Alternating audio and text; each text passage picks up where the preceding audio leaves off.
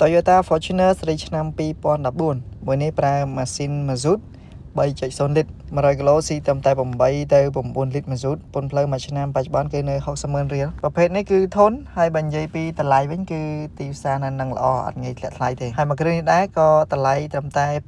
$26,500 ស្អាតអាចចរចាបានមានផ្ដល់ជូនការកាត់ឈ្មោះធានាជូនទៅលើបញ្ហាបច្ចេកទេសម៉ាស៊ីនបបលេខនិង free ដូរប្រេងជូនមួយឆ្នាំអញ្ចឹងគ្រឿងខាងក្នុងនេះគឺសុទ្ធតែ original ស្បែកពូកមកពីរោងចក្រហើយឡាននេះពីម្ចាស់លេខបច្ចុប្បន្នគឺលេខកំពង់សោមហើយយើងកាត់ឈ្មោះមកលេខភ្នំពេញវិញបានម្ចាស់មុនប្រើអស់ 18,000 គីឡូ original មិនមានការកែសម្រួល